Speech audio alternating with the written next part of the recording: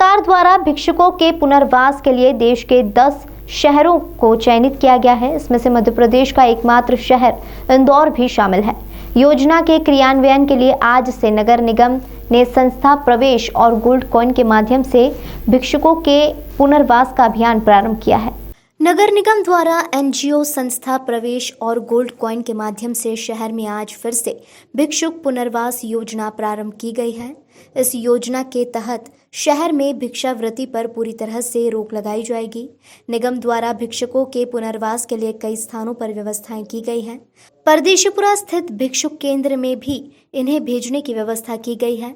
आज संस्था प्रवेश और गोल्ड कॉइन के द्वारा रणजीत हनुमान मंदिर, खजुराना गणेश मंदिर, बड़े गणपति और मल्हारगंज क्षेत्र में मुहिम चलाई गई। इसके तहत कई भिक्षुकों को परदेशीपुरा स्थित भिक्षुक केंद्र भेजा गया, जबकि महिला भिक्षुकों को समझाइश देकर उन्हें घर भेजा गया। संस्था प्रवेश की रूपाली जैन ने बताया कि यह अभियान सतत जारी रहेगा। इसके तहत संस्था प्रवेश और गोल्ड कॉइन के लगभग 250 वॉलंटियर प्रतिदिन शहर के अलग अलग स्थानों पर बैठने वाले भिक्षुकों को निगम द्वारा बनाए गए शेल्टर में भेजेंगे। उन्होंने बताया कि चौराहों पर भिक्षावृत्ति करने वालों को भी पुनर्वास केंद्र भेजा जाएगा। वहीं निगम आयुक्त प्रतिभा पाल ने बताया कि इनके पुनर्वास की पूरी योजना तैयार की गई है। उन्होंने बताया कि शहर में पूरी तरह से भिक्षावृत्ति को रोकने के सारे प्रयास किए जाएंगे। ऐसे भिक्षुक जो रोजगार से जुड़ना चाहेंगे उनके लिए निगम रोजगार भी मुहैया कराएगा। उधर दूसरी ओर इस मुहिम को देखते हुए कई भिखारी पहले ही भिक्षावृत्ति के स्थानों से भाग खड़े हुए।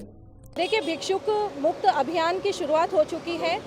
सर्वप्रथम मैं ये बता दूं कि पूरे भारत में 10 शहरों को चयनित किया गया है, जिसमें अपने मध्य प्रदेश में इंदौर शहर को भिक्षुक मुक्त बनाने के लिए चयन किया गया है। नगर निगम और जिला प्रशासन के सहयोग से संस्था प्रवेश और गोल्ड कॉइन दोनों मिलकर सहयोग कर रही है और शहर में जितने भी मंदिरों के बाहर बैठे हैं या ब्रिज पर बैठे हैं, जहां कहीं भी विक्षिप्त अवस्था में हो, बुजुर्ग अवस्था में हो, किसी भी अवस्था में या किसी भी दशा में ये लोग भीख मांग रहे हैं, इस अपराध मानते हुए इसको रोकने का निर्णय लिया गया है। इस तरह इन्हें कहाँ पर ले जाया जाएगा ताकि वापिस दोबारा नहीं आना लोग? पुनर्वास किया जाएगा।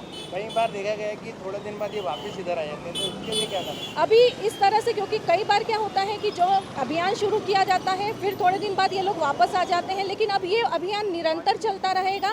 प्रतिदिन संस्था प्रवेश की टीम के 250 वॉलंटियर्स पूरे इंदौर में वॉचिंग करेंगे और जहां भी कहीं नजर आते हैं वहां से खबर आते ही उनको रेस्क्यू कर दिया जाएगा। ये तो हुई मंदिरों के बाहर बैठे भिक्षुक, जो चौराहे पर लीड पेन लेके और ये बेचते और बच्चों को गोद में ले लेके घूमते, इनके लिए क्या किया जाए? देखिए, उनमें हम लोगों ने स्टडी की है, उनमें कई गैंग भी शामिल है कि जो इन लोगों से इस तरह का काम करवा रहे हैं, लीड पेन के बहाने चोरी करना या फिर छीनकर मोबाइल छीनकर पर्स छीनकर भाग जाना।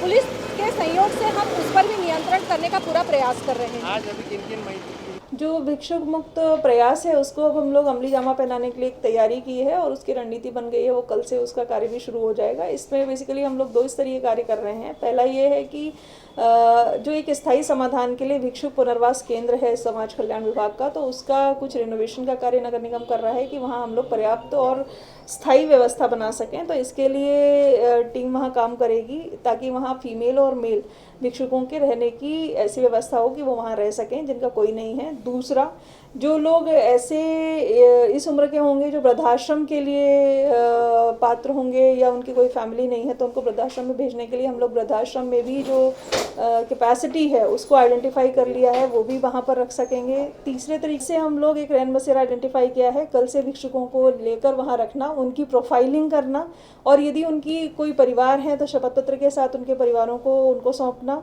यदि उनके कोई परिवार नहीं है तो भिक्षुक पुनर्वास केंद्र में रहेंगे और यदि उनकी आयु 60 वर्ष से अधिक है तो वो वृद्धाश्रम में रहेंगे।